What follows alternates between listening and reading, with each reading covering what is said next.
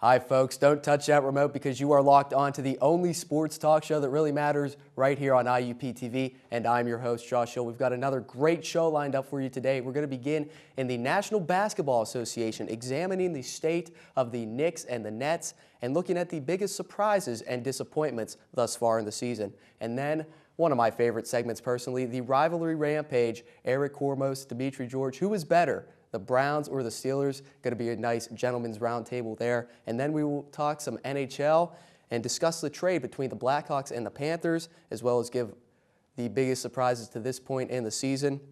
And then we'll move on to the Rapid Fire, hosted by Sean McCarthy, who'll ask a plethora of sports questions to our analysts. They'll have a limited time to answer that. And then the Crimson Huddle segment, looking back at the season that was in the IUP Crimson Hawks football team and looking forward to the season that is about to kick off for the IUP men's basketball team. Then, of course, we'll close the show out with the 2-minute drill and Sean P. McCarthy right here on IUP-TV. It is The Big Hit.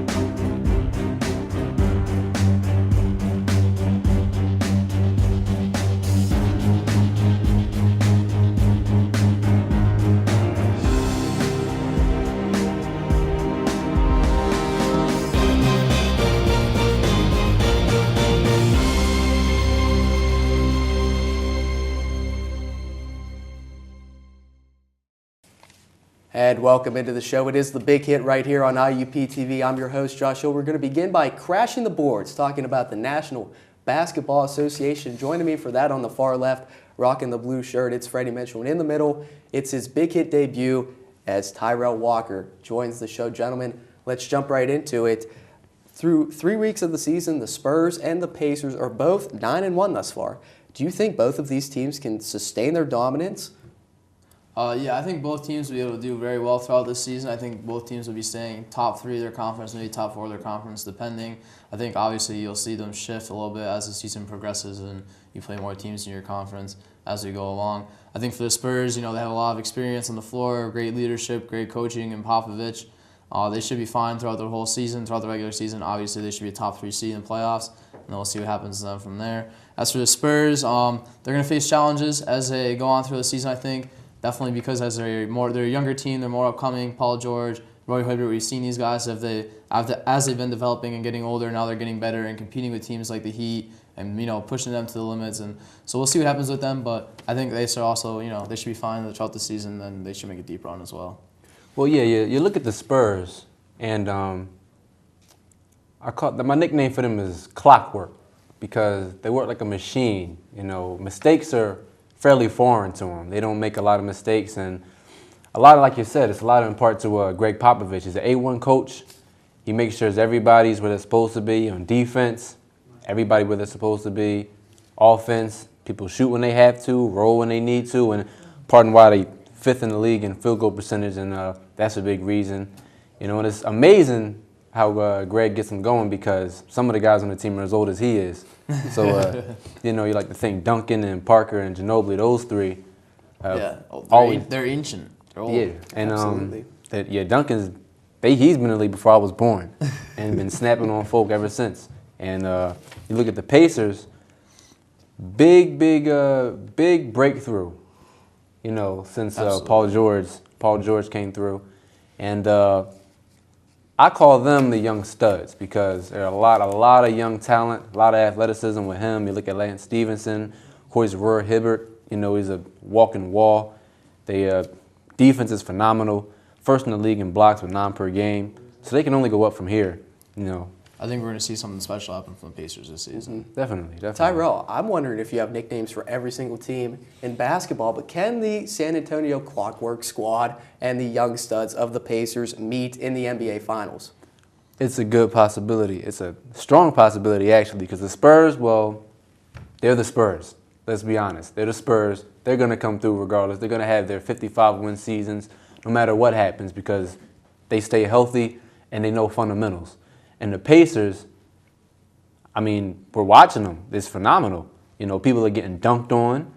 Offenses are terrified of them. They tore through my Miami Heat, you know, and it's I'm excited. If it happens, it's going to be 7 games, definitely. I think it has a great potential to be, a great matchup here coming up for the finals. With the question, the answers are going to be Father Time for the Spurs, and can they keep it together? Can they keep it 100% healthy throughout the whole season? And then number 2 for the Heat, for the Pacers, can they surpass the Heat in 7 games? That's what it's going to come down to. Pretty much.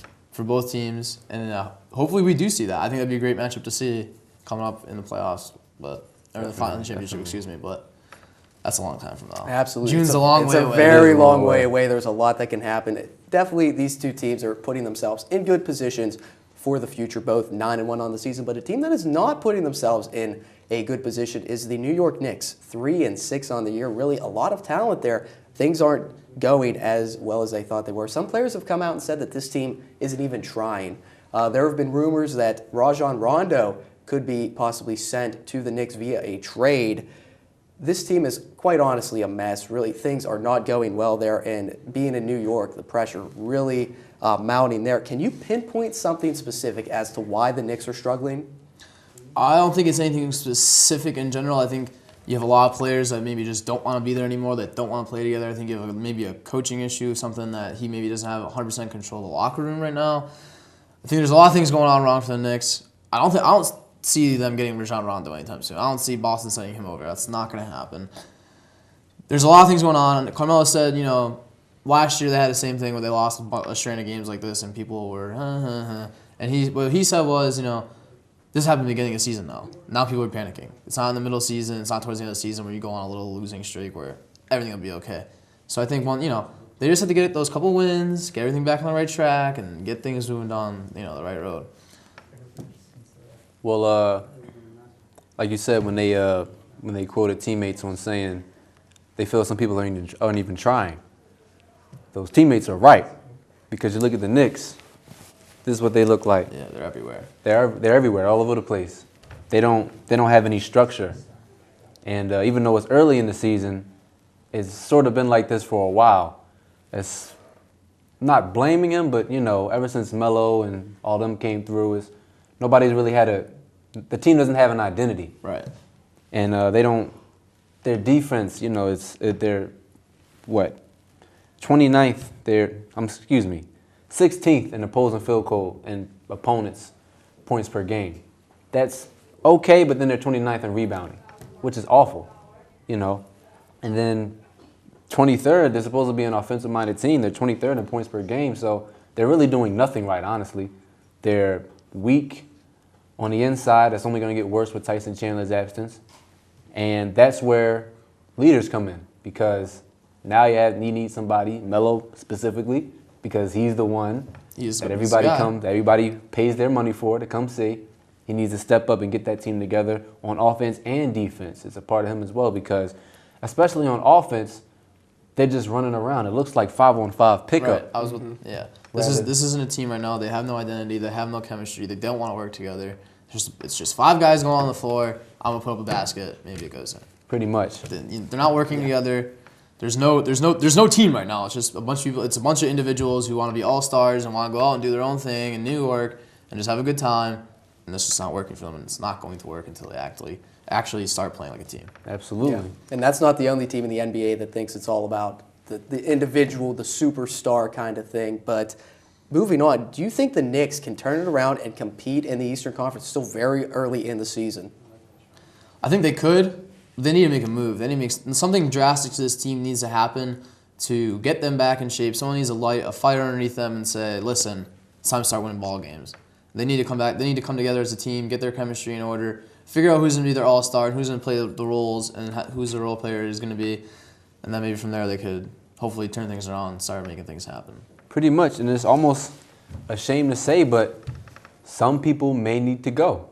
Absolutely. Straight up, because everybody can't play with everybody, and it's going to take more in a leader, preferably Melo. It's going to take more for him to just say, give me the ball, I'm going to score 50 points. Because who else? It's 4 other people on the court. Everybody needs to touch the ball. Everybody needs to everybody needs to trust the person next to them on defense. Right. It's going to take more than them just, I don't know, 5 seconds left here, Melo, or here, JR. And that's pretty much what they rely on. And if they could make the move, if they could pull a miracle, rather, and get somebody like Rondo, I'm always available. I'll try anything. They need it. New York, call them up. There we go. New York, we've got your guy right here. It's Tyrell. He's ready to roll.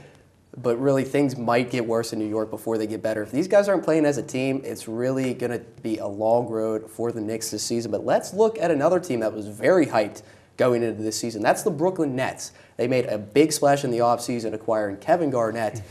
They also acquired Paul Pierce and hired recently retired Jason Kidd as their new head coach of this team. They've started 3-6, really not the start that they have hoped for. What do you think the main problem is with this team? Honestly, I think it's coaching. I think it's Jason Kidd. You just retired, but you never coached a ball game in your life. Plus, you're now coaching people that you play with, KG, Paul Pierce, all these guys. You play with them your whole life. It's kind of hard. I think it's hard for someone like a player who just came off the court to demand respect of these players and to get the fullest potential out of these players day in and day out. I think that's their number one issue right now. Besides that, I think maybe a little bit of team chemistry you're working in because a lot of these players haven't played with each other a full season yet. And you've seen things like this with the Lakers when Dwight Howard came over. Everyone expected him to do, them to be amazing. But it takes time. Even the same thing when Dwayne Wade and LeBron James came to play together. It takes time to build chemistry and come together as a team. Exactly. And I don't think it's really cause for anybody to be scared just yet. But I absolutely agree with you on the point that he's never coached ever before. Right. And the interesting thought about it is that he spent his entire career game planning against these people. And now he has the game plan for them. With them, right. And hasn't had much time to maybe pay attention to all their strengths and how they will work well together. Because you got a lot of talent, but a lot of egos as well. Absolutely. It's hard to put Garnett, Pierce, Joe Johnson, Darren Williams, Bill Lopez on the same floor and have all of them be satisfied. That's 5 big heads. And your coach, Jason Kidd, is someone that's just like that too, who has a big ego. He's got an ego of his own. You guys are right. And really, I think Jason Kidd's going to have a tough time gaining respect if they lose. Winning solves everything. Right. Winning, you'll be fine. Yeah, winning is fun. Winning is easy. But when Losing you lose, it's hard. will Jason Kidd be able to demand the respect of his players? And, of course, chemistry also a big issue, too. But that's all the time we have here. NBA season is back. Great to have it back, and great to have our NBA analyst here as Freddie Mitchell and Tyrell Walker making his big hit debut, doing a great job as well. Coming up next, we're going to send it to the rivalry rampage with my main man, Sean P. McCarthy. Stay tuned. We're Steelers fans. I'm a Steelers fan. And we're Steelers fans. We're good sports. I'm a good sport. I'm a good sport. We always have A designated designated driver. Steelers fans. Steelers fans don't let fans drive drunk. Responsibility Responsibility has its rewards. Responsibility has its rewards. Go! Go! Go Steelers! Go Steelers! Go Steelers! Go Steelers! Hello all, welcome back to The Big Hit. I'm Sean P. McCarthy. We call this segment here Rivalry Rampage, and on my left we have Eric Kormos wearing the Cleveland Browns. And on my right we got Dimitri George, all decked out in his Steeler gear. Hey, let's take a peek at the socks. There they are right there. Black and gold. Now I'm going to ask you guys are just going to duke it out, and I'm going to start with this question right here. Which team is better in 2013, Steelers or the Browns? Eric, you're first. Knock, knock. Who's there? Who? Ofer? Oh, for what? 0 for 4. Isn't that what you started the season at, right? 0 for 4. Now what do you want? 4 or 6? So I'll give it to you there. Okay, a little bit better recently. But overall, look where you've been the last few years. You guys, this year, 2013, it's the decline of the Pittsburgh Steelers, my friend. Yes, 0-4, but I think you have to look at how we've responded. 4 of our last 6 games we won after the bye week. You look at the Cleveland Browns. It's the same old Browns. They got off to a pretty solid start. Jordan Cameron was unstoppable in the first couple of games, and all of a sudden I haven't heard a peep out of him because the lack of quarterback production that they have in Cleveland. I think since 1999, when you guys came back into the NFL, you've had 20 different starting quarterbacks as well as 7 different head coaches. There's your problem right there. Well, it's a lack of consistency. And I believe it's 21 quarterbacks now. I believe Jason Campbell makes it 21. That's still too many. And what's it been for Pittsburgh? Like 3. But that's besides the point, all right? Steelers, old, broken down, Polamalu, Roethlisberger, coming to the end of the line, Ike Taylor, end of the line. Who's going to be your quarterback in 2 or 3 years? Roethlisberger is going to be in a geriatric center, all right? Who's going to be your quarterback? Landry Jones? Are you going to tell me Landry Jones is going to lead the Steelers into the AFC North future and championships? Give me a break. Come on, we're talking about the most recent performance. Did you see that performance on Sunday against the Lions? That vaunted defensive line of Ndamukong Suh and Nick Fairley. Ndamukong Suh had 0 tackles, 0 sacks, 0 nothing. Ben Roethlisberger picked that defense apart in the no huddle. A lot of trade rumors about that. I'm sure the Cleveland Browns would love to get Ben Roethlisberger. But like I said, Ben Roethlisberger he has way more than 2 or 3 years left. He will still play into his late 30s, and he will lead the Pittsburgh Steelers to another Super Bowl championship before he's said and done.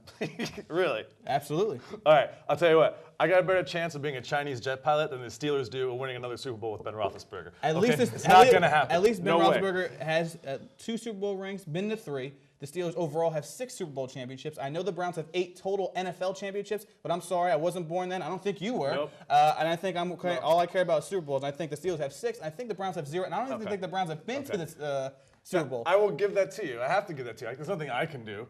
Okay, obviously you have not just for the hand, but for the thumb as well. You got enough Super Bowl rings. We have 0. We're working on that. It's a process. Well, how can you say you're working on that? It's always the same story with them. Okay, no. It's next couple years. It's brand new. It's new Cleveland, baby. We got a new owner. We got a new head coach. Who came from where? Where did your new owner come from? Tennessee. Oh my God. No, okay, yeah, he had a slight minority ownership in the Squealers, as we like to call it. Oh, okay. Okay. But he relinquished that, right? Because why? He saw a better opportunity across the border in Ohio. So he's like, screw this, I'm out of here, Pittsburgh. You people go back to your Appalachian Hills, all right? I'm out of here. I'm buying a real franchise. I don't want some minor dealership, minor ownership in some second-class city, let alone franchise. Second class, how do you respond? Maybe even third class. Second class might have been generous. You know, see, but we're not failing to realize is that still bitterness from LeBron leaving. You know, the Cleveland, anytime they get a superstar, they can't keep him. Who wants to play in Cleveland anyways? The Indians haven't done anything lately. Made the playoffs just like the Pirates did this year. Listen, that's a whole topic for another day. But what I'm saying is, you can say all you want about this, you know, second class. The Rooneys have always been the upper echelon of owners in all of sports. The Browns can't, you know, the fact that the Browns have a new owner, that's it right there, you know. They can't keep, there's no stability, there's no consistency. 7 head coaches since 1999. The Steelers have had 3 head coaches since 1969. The 6 Super Bowl Consistency, I'll give you consistency. That's the problem with the Browns. They're never going to be good until they can be able to believe in some, you know, they got to get a coach, they got to believe in them, and they can't just let them go after 2 years. That's what they got now. They got Trzynski. All right? And you're going to see the tide is going to turn in the AFC North. You watch, Sean. All right? Not just for Baltimore, all right? But it's over, baby. It's a new day. You're going to see. Next year, Brown's going to get a quarterback. What did you just say?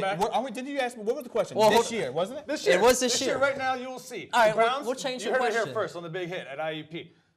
Clean sweep, 2-0. Brownies, 2. Steelers, nothing. We're going to roll into 2014.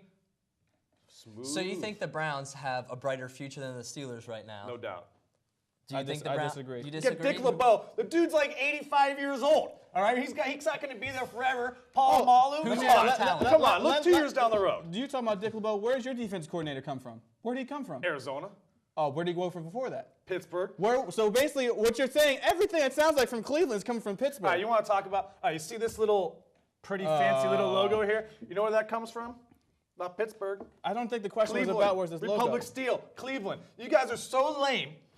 All right, that you had to rip off something from Cleveland, call it your own, okay? And you parade it around like, oh yeah, we're Pittsburgh. All the guys with the big old Confederate flags and deer hunting racks in the back of their trucks riding around with this sticker on. You know where it came from? Cleveland. So it all starts off, you guys wish that you just couldn't take it. You had to take something from us and call it your own. It sounds like you're still a little bitter about Art Modell, that one tragic night, taking the old Cleveland Browns, moving them to Baltimore. The Ravens won the Super Bowl last year, and the Cleveland Browns are, you know, crying that they won the Super Bowl. No, they've won 2 Super Bowls. All right, and this is just life in Cleveland, okay? Once you leave, life is instantly better, okay? The Ravens. So what does that say about second class of Pittsburgh? It's coming around. It's coming around. You got to be patient. How long can you be? It's been, you know, you've been in the league, what, more 40 than years. Yeah. We haven't won a championship since '48, so we're. Well, speaking about the past and your team's past, Who has the all-time greatest, how do I want to say this, player that had played on the team? Best all-time that ever played in a Steelers uniform, best all-time player that played in a Browns uniform. For me, no doubt about it, Jim Brown. For either team. All right, Jim Brown. When he retired, all-time NFL leading rusher. This dude's highlight tapes, he's like a tank, man. He's just running people over, old black and white films. I love those things. Jim Brown, hands down, no doubt about it. Don't tell me, Bubby Brister. I will give you Jim Brown. Definitely a top 5 player of all time. But I'm going to go with Mean Joe Green. And I think that he is definitely, no doubt, one of the top 3 players of all time, if not the best. He completely changed the game. That Steel Curtain defense was led by no one other but him. I know they had other great players around him. Dwight White recently passed away. Dude Lambert. Oh yeah, right. Oh yeah, from Cleveland area. That's right. I forgot about him. It doesn't matter where he's from. Where did he start? Where does he play his career? He finished it in Pittsburgh. He won 4 Super Bowls in Pittsburgh. Jim Brown did win a championship or 2, but we're still talking about championships now, and we're not talking about Super Bowls. That's all I care about because that's what my day and age. That's what I've grown up watching. By the way, how does a Puerto Rican kid from New Jersey become a Pittsburgh Steelers fan? How does that work exactly? That happens from my mother, and that's just inherited. I can't do anything about it. Unfortunately, I wasn't blessed to be born in Pittsburgh. But tell you what, there's a lot of Steelers fans all over the world, not just in Jersey. We're international. We're Steeler Nations everywhere. All right, guys. Last thought. Give me your final word. What is the last thing you have to say to each other? Go ahead. Pittsburgh, Steelers, Nation. Look, Haley, gone. LeBeau, gone. You're going into a dark period of Pittsburgh Steelers football right now. All right, the domination that you've had over us for the last, I don't know, we're going to be generous and say since the 80s. All right, it's coming to an end right now. The last time the Cleveland Browns were relevant was 2007. 10-6, Steelers beat them twice. Last time the Browns made the playoffs in 2002 season, who beat the Browns in the playoffs? The Steelers did. Like I said, 6-0. That's all I have to say. I can't argue. I hate it. That's the problem with being a Cleveland sports fan. You can't argue because we always lose, and I'm tired of it. All right. Well, you pretty much just sealed my decision. I mean, it goes with the head-to-head is not even close. 67-55. Not even. No, the Steelers just blow them out, and it's the Super Bowls, and you just said it. Cleveland just always lose. Always. What's that saying? Cleveland sucks. Oh man. Hey, we still got Drew Carey. So the winner, Dimitri George and the Pittsburgh Steelers. You guys stay tuned. We have an NHL in the penalty box with Dan and Melissa. Stay tuned. It's gonna get louder.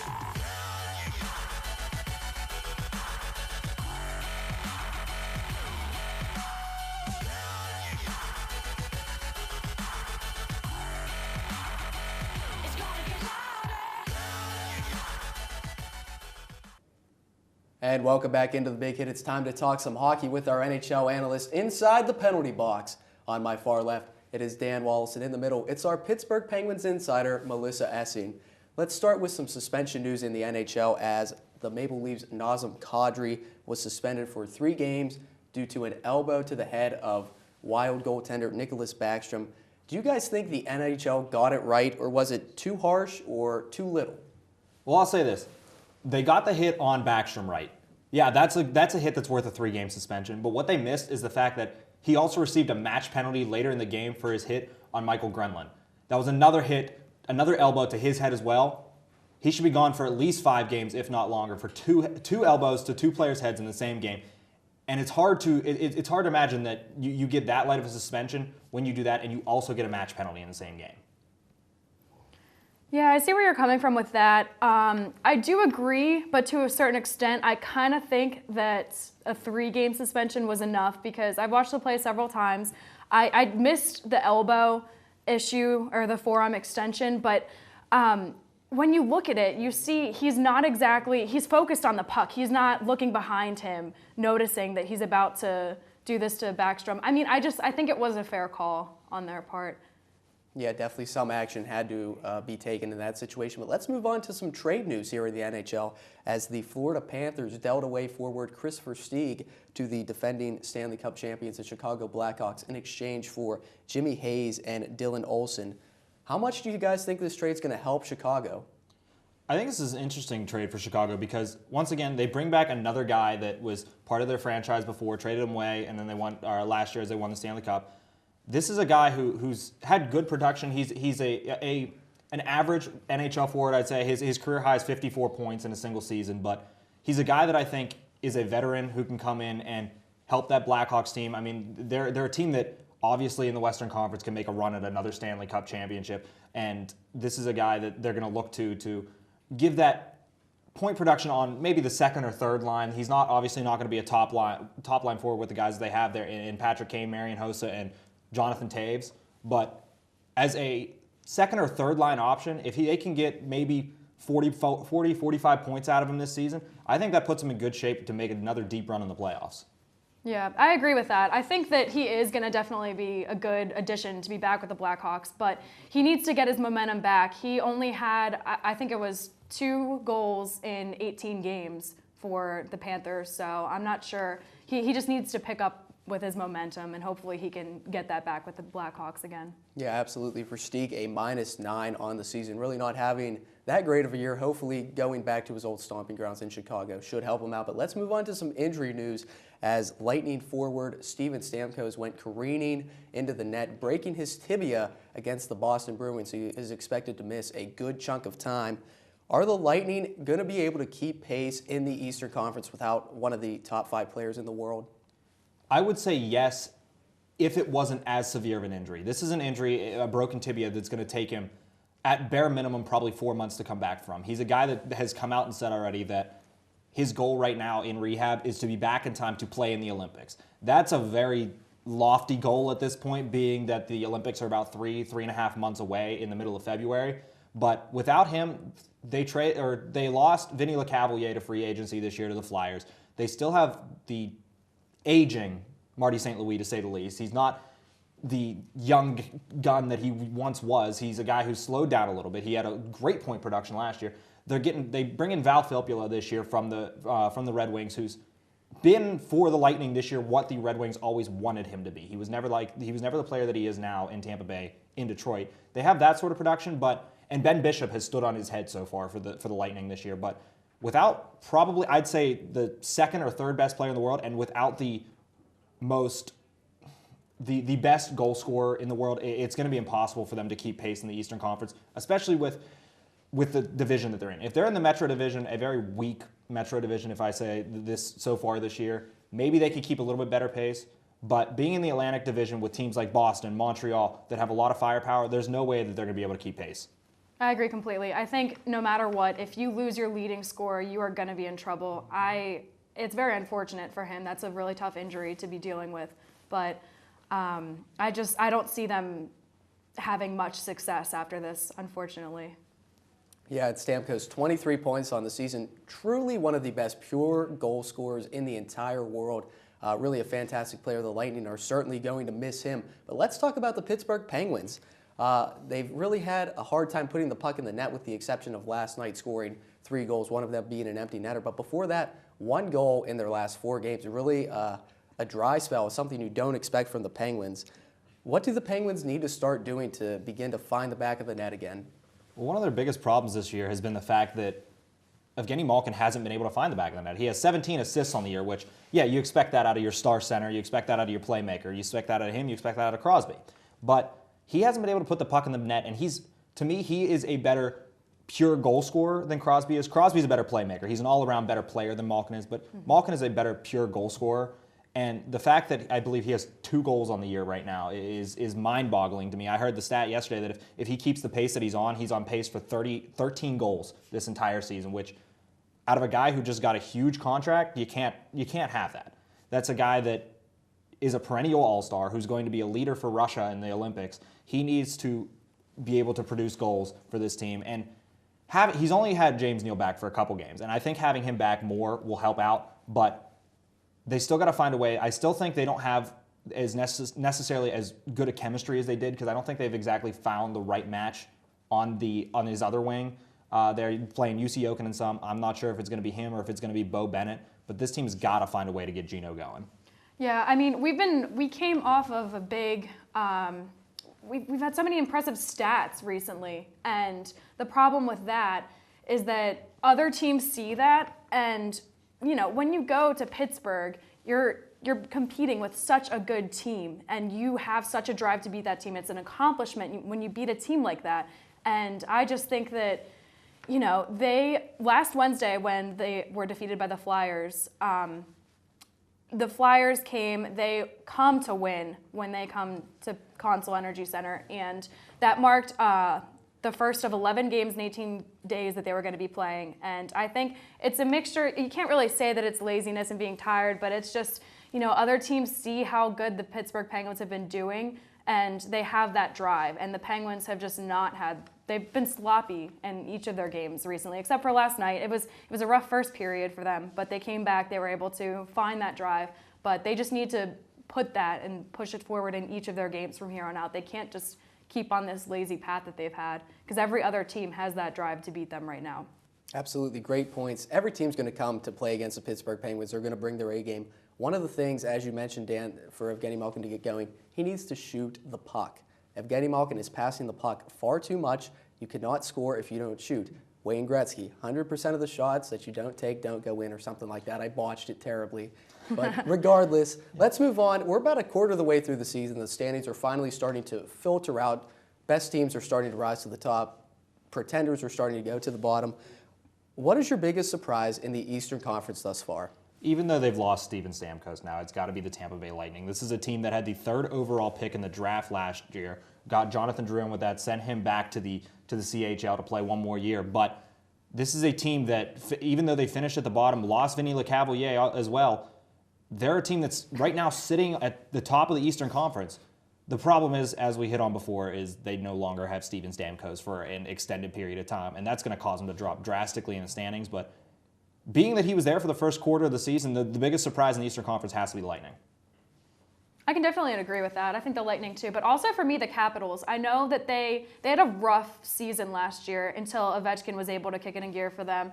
But I didn't see them coming so close. They're second behind us right now in our division, and it's just surprising to me to see that. Yeah, and Alexander Ovechkin picking up his 16th and his 17th goals of the season earlier this week. Really played great hockey. Great for my fantasy team as well. I do have Ovechkin. But let's move on to the West. What is the biggest surprise in the West thus far? The biggest surprise in the West is one person on his own, and that's Alex Steen. Alex Steen has been unbelievable this year. He's got 17 goals on the season, 26 points. He's been a point-per-game guy. He's leading the league in scoring right now. He's tied with Sidney Crosby, a very big-time candidate right now for the Hart Trophy. This is a guy who never scored more than 24 goals in a single season in his entire career, and right now he's got 17 a quarter of the way through the season. That's remarkable. This is also a guy who hasn't scored more than 54 points in a season, and he's got 26. He's halfway there, only a quarter of the way through the season. He's a big part of the reason why that Blues team is as good as they are right now. For me right now, it's the Ducks that are the biggest surprise. I did not see, especially because they did not make it to the playoffs last year, I didn't see that coming, and I think good for them. Good for them, especially. Yeah, and the Ducks really have a nice roster. I really like the way they have built their lineup. Bruce Boudreau, kind of a second coming in Anaheim. About a quarter of the way through the NHL season, it's great to have hockey back. It really is, and it's great to have our NHL analysts here to tell us about hockey. It's Dan Wallace and Melissa Essing. Coming up next, we send it to Sean P. McCarthy and the Rapid Fire segment. Today I'm going to talk about Patty. Patty's best characteristics, she's stupid. Stupid and ugly. Everything she does is ugly. Watch her eat. Watch her stuff her face. Look at her. Greasy hair, dirty fingernails. It makes me want to vomit. Get a life, Patty. Thank you.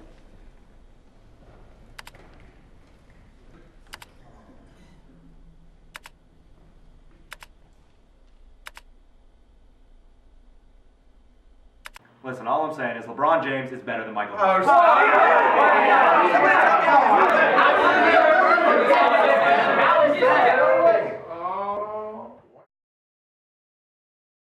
Why did everybody get so quiet?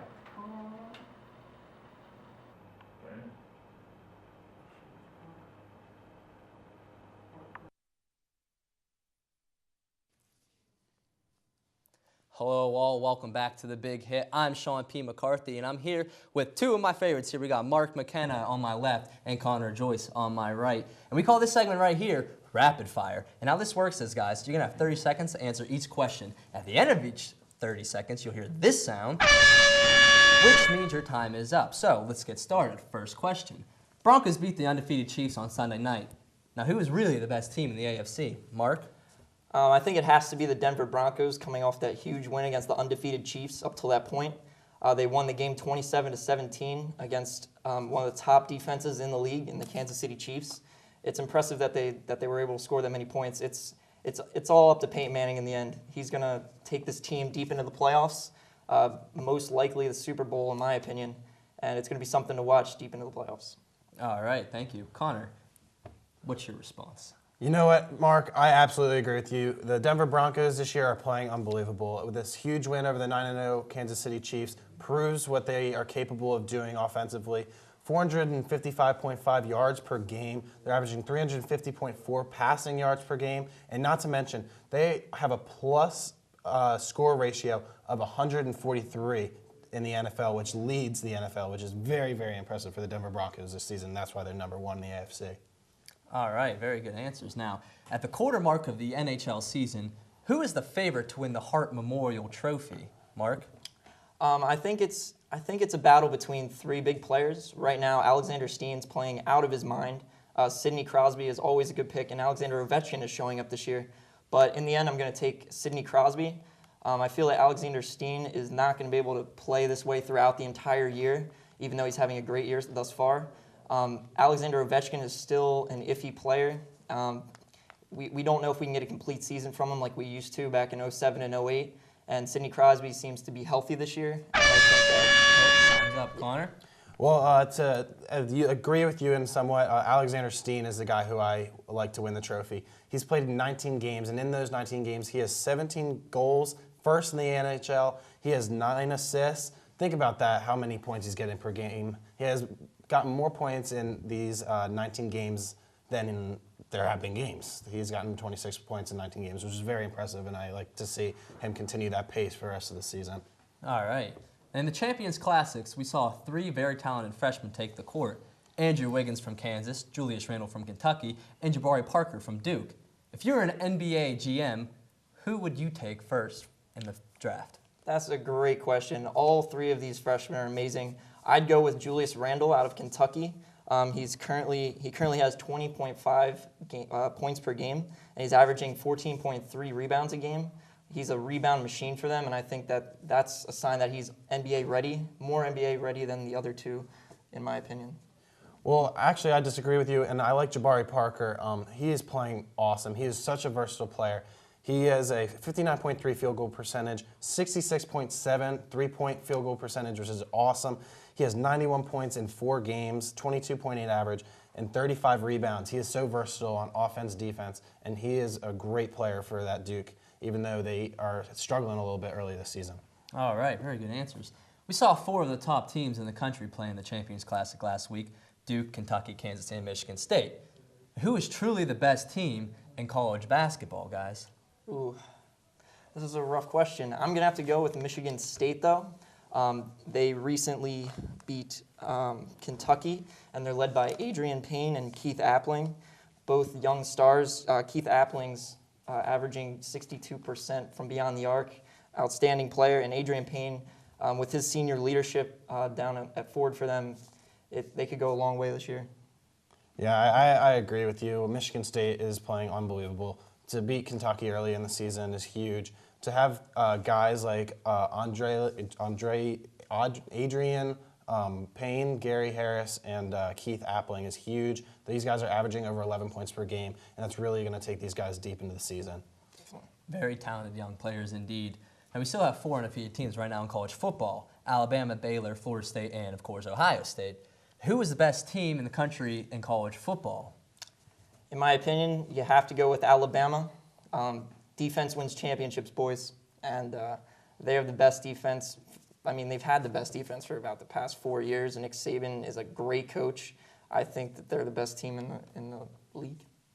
I disagree, actually. I like Florida State this year. Florida State is playing unbelievable. They are second in total offensive points this season with 52 points per game, and their defense is just playing unbelievable, 3rd in the nation. and I think this team is going to be the national championship this year. I think they're the greatest team in college football right now. Certainly be an interesting game if those two matched up in the national championship game. Now, with baseball free agency now underway, let the bidding begin for the best free agent out there, Robinson Cano, who is the front runner to get his services this season. Right now, it's looking like the New York Mets. I know Jay-Z and associates have met with Robinson Cano, but honestly, it's up in the air. I mean, there's a lot of teams out there with a lot of money to spend. He's asking for a crazy 10-year, $300 million contract. I know the Rangers and the Dodgers are interested, let alone every other team, but it's a matter of who can throw the money at him, and he's going to go where the money is in the end. You know what? This is going to be something fun to listen to all offseason.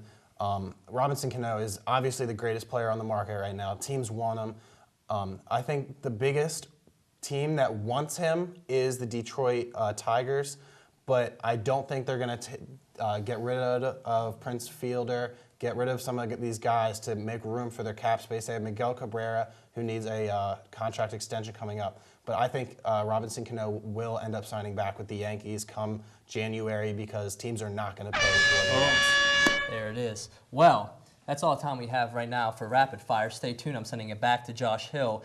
We're the Crimson Huddle with Who's in Your Kitchen? Malusi Kitchen and Anthony Shearer. You don't want to miss it. Stay tuned. How are they going to watch this when you are just in La La Land? This is embarrassing. Is that bad? Look at you. You know, I thought this was a pretty good segment. Did you? Yeah. Do you even know what they're saying? No. You're putting your foot up on set. You just think this is a couch? This is embarrassing. I mean, even here, you're starting to interrogate somebody. Look at you. Turn your back to the camera. That's embarrassing. Where's your suit and tie? You have a Pirates shirt on. They made the playoffs. I don't care. You can't be biased. This is ridiculous. Ay, Dios mío. And welcome back into the Big Hit right here on IUP-TV. It is the Crimson Huddle segment. We've got a lot of Crimson Hawks sports to discuss, some football, some men's basketball, and joining me are our Crimson Hawks athletics insiders on the far left from the Crimson Hawks Sports Network, Anthony Shearer, and in the middle, it is the men's basketball color commentator, correct? Yes, sir. Attaboy, Malusi Kitchen joins us as well. And gentlemen, let's start with the IUP Crimson Hawks football team playing Shippensburg in their final regular season game on the road. Shippensburg very good at home. 42-21 was the final score. DeAntoine Williams set a single game record in terms of rushing yards, and the defense held the vaunted Shippensburg offense to only 21 points. Zach Zulli really didn't have that great of a day. What were you more impressed with, though? Was it the Rockets' record-breaking performance or the defense's ability to shut down Zulli and Shippensburg? I'd actually go with the offense, I think the offense, because you look at DeAntoine Williams, and Josh, you and I were there calling the game. Every 3 or 4 plays, it'd be DeAntoine on a stretch play, and they saw that the hole was going to open eventually. And in the fourth quarter, it finally did 2 times. He actually scored 3 touchdowns on the day. He had 1 in the second quarter and 2 in the fourth quarter. But DeAntoine's performance, 315 yards, is his new school record, past 286 yards, held by Chris Morgan. So DeAntoine Williams in his last game as an IUP Crimson Hawk broke the all-time school record. So, I mean, guys like Harvey Tuck, who we saw last year, didn't break that record. So I think that performance alone, for me, was the reason they won that game. The defense, Zulli's offense is kind of, if you can scheme it the right way and play the right have the right athletes like Terrell Holloway, who had a great game, I think you can scheme it and do it the right way, the way the Crimson Hawks can. But for IUP, it's all about DeAntoine Williams. No, I have to go with the defense, though. They definitely showed up for their performance. I mean, for DeAntoine to have such a big game, you have to rely on other than just your offense. And that offense, IUP's offense, is not explosive like that every game. You know, they're stagnant at times. So even though I agree he did have a great performance, but I have to give it to the defense. The defense showed up. They did their job. They covered well. They controlled the line of scrimmage. So I'd have to give it to the defense. 21 points is impressive.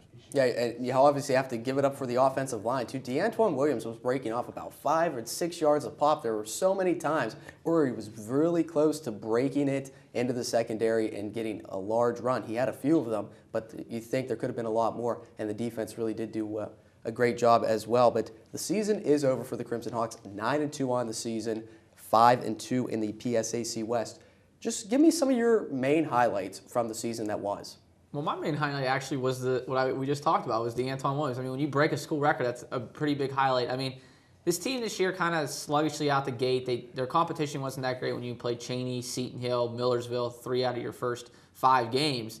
And then their second half, then they fell a little bit, losing to Slippery Rock and Edinburgh. Edinburgh was really the key of the reason why they didn't make the playoffs. I mean, that hung around them like a chain the rest of the season. And they finished 9-2.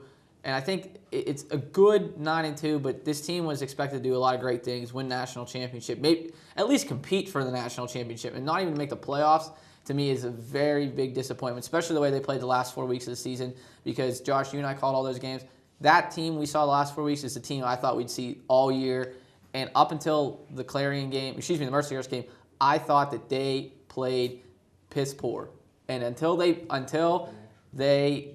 did a little bit better of a job in the last 4 games, I still think that they underachieved. Yeah, no, I'm going to have to go with Mike Box's performance at Gannon. He just was sensational. 378 passing yards, 4 touchdowns, only 1 interception. He controlled his team from start to finish, from the first half to the second half. He really took command of his team and showed him, hey, I can do this. I'm still the leader of this team. I'm going to bring you guys to victory. And I think that was a very memorable performance by Mike Box, especially going out the way he did. You know, had an up and down senior season. Not, like you said, not the one they had quite hoped, but it was still a great performance by Mike Box. Yeah, Malusi, I'm absolutely with you. Mike Box's performance at Gannon was one of the main highlights of the season. My highlight of the season was calling all of the games with that guy to my left. Oh, they're so nice. What a kid, what a good guy. But let's look forward. We looked back, and now let's look forward. Preview this team. Where do they need to improve, and where do they need to get better? Well, they're losing a lot, and that's kind of like the key thing. Is like they're losing. You're losing your starting quarterback, your starting running back, your starting tight end, your 2 starting wide receivers, 2 offensive linemen, just on the offensive side of the ball. And then you're losing a key player in Carl Fleming on the defensive side of the ball. That, to me, is a lot of losses. And I'm not saying I know anything, but something tells me that we're going to have a new head coach here at IUP. Kurt Cignetti's in the last year of his contract. He only signed a 3-year deal when he came here. And I understand his family's from here, and he has a lot of ties to the area. But he's really built his program up over the last 3 years. Now, they had disappointments this year.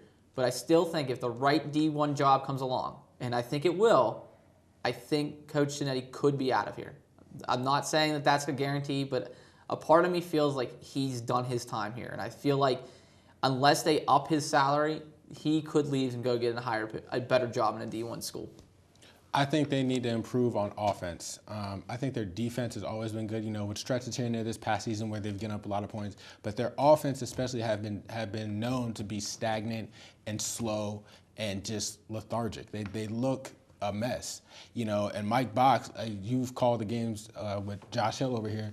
You've said that Mike Box only targets Terrell Barnes, and that's not good. You need to spread the ball out so defenses can't signal in on one receiver. I think they need to spread out their offense, and like you said, it might be a good thing that they're losing all these players because now they can explore some more of their other options on the team and see who can step up and fill these other roles that they're losing on offense. So I definitely think they need to improve on offense. They need to get better.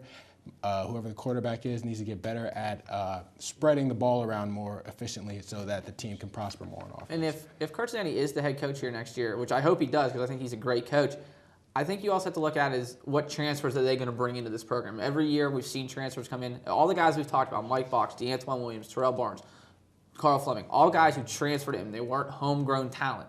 Now Israel Green, who will probably be your starting running back next year unless they bring somebody in, is a homegrown talent.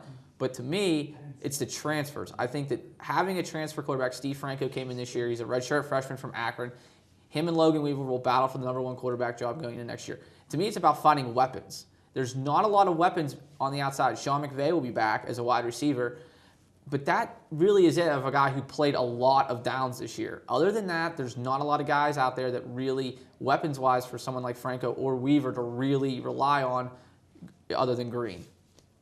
Yeah, definitely. Every year there's going to be different challenges, different obstacles you have to overcome. And it's incredible how the football season really never ends. The IUP coaching staff already watching tape, already trying to get back to recruiting. This is the last time we're going to talk Crimson Hawks football here on The Big Hit for a while. So I want to let you know all the games are on YouTube, available to watch in full. can hear Anthony Shear's magical calls on all of don't those say that. contests. But let's move on to the men's basketball team because their season had just started. It's incredible how basketball season really sneaks up on all of us.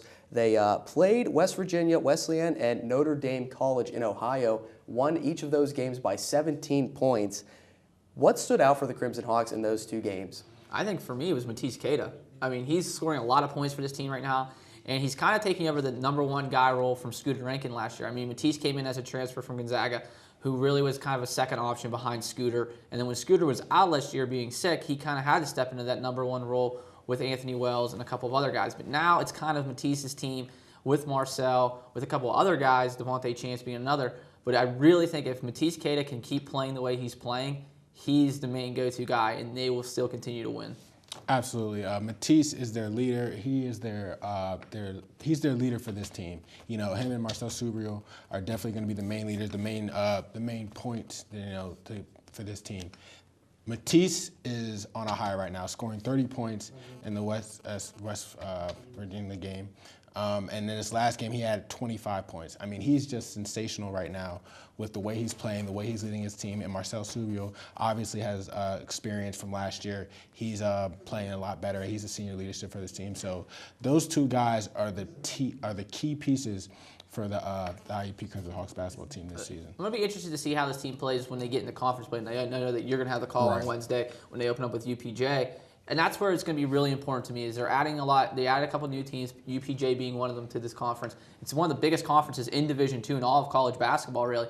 Can they really own this conference like they've had the last 4 or 5 years? I mean, Josh, I called that game last year, and I said it was a dynasty because they've won so many conference championships. And you lose so much talent every year. 2 years ago, everyone talked about, oh, you're losing Ashton Smith and Julian Sanders. Well, now you lose Scooter Rankin, you lose Anthony Wells. What's going to happen to this team now? Can Matisse really carry this team into another conference championship? I think he can, but I think overall it's going to be more of can they play defense enough to keep these teams down, because that's what you have to do in the PSAC. You have to keep points off the board and play good defense. I think it'll be interesting to see how they play their half-court offense. You know, they're good at transition and, moving up and down the court. I think their half-court game will definitely be something to watch out for this season, how they operate, like you said, with bigger PSAC play coming up. So we'll see how that plays out. Yeah, obviously out-of-conference play, very different from PSAC West play, which they will start. The men obviously played Notre Dame College in Ohio and won that game. What worked well for them that they can translate here as we head into PSAC West play? I think the continued success of the offense, really. I mean, you have to put points on the board, and you have to keep points off the board. I mean, that sounds kind of, idiotic to say, but that's the reason that they have to keep doing success. And I think Devontae Chance has to have a really good game and a really good year for this team to really make a legit run. Do I see this team being the way they were the last few years? No. They made it to the Elite Eight last year, the Sweet 16. I don't know if they can make it back to that point with this team. Maybe down the road they can change my mind with more games, but we'll have to see. Yeah, I think I want to see, like last game they had good ball movement, good transition. They didn't take selfish shots. So I think them running in transition, like I said, setting up the half-court offense and having good ball movement and getting the best possible shot open. Because I think that's what really worked well for them, even though it was a smaller team in Notre Dame, Ohio. They moved the ball well. They played extremely well. They gave up, had the extra pass for a better shot. So I just think good ball movement is definitely the key for this team, especially since they're a smaller size team. Yeah, really great to have basketball back. This Wednesday, IUP and UPJ will square off from the KCAC, a doubleheader, women's first. The men's tip off approximately 7:15. Malusi, you will have the call. Who will you be calling that game with? Dan Wallace. Dan Wallace and Malusi Kitchen on 90.1. You will definitely want to tune in for that. Basketball season's here. Coming up next, Sean P. McCarthy has the 2-minute drill right here on The Big Hit. Here at The Big Hit, we like to be prepared, because sometimes technology doesn't always work, so we do what we can. Hey Sean, hit him up.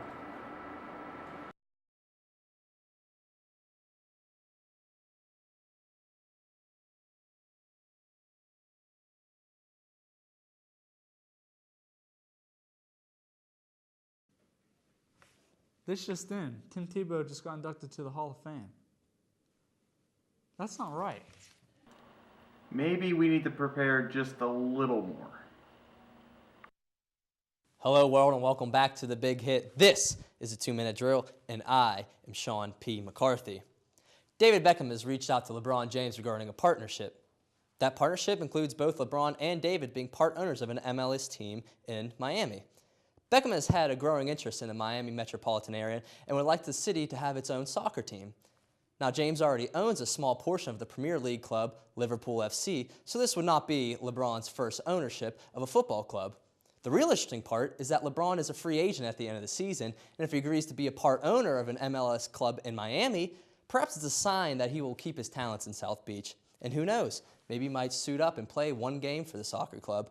We all know how bad he wants to play in the NFL, and this is a great deal of flopping in soccer, and there's no better flopper in the NBA than LeBron James, so maybe it'll be a good fit. I guess only time will tell if Bron will trade in shooting a basketball to kicking a soccer ball. Speaking of kicking, Memphis Grizzlies shooting guard Tony Allen was ejected in the first quarter of Monday night's game against the Los Angeles Clippers for kicking Chris Paul in the face. At first, Tony Allen grabbed his leg as if he was the victim. Then once he saw the refs were about to eject him, he pleaded his case and explained it was an accident.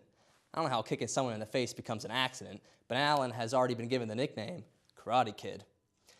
By the end of the game, the Grizzlies put the Clippers in a body bag with the score 106-102 without the help of Danny LaRusso. Tony Allen will serve a one-game suspension and will be subject to a week of waxing cars and sanding Mr. Miyagi's floors. Next Sunday in Foxborough, Massachusetts, the New England Patriots will host the Denver Broncos.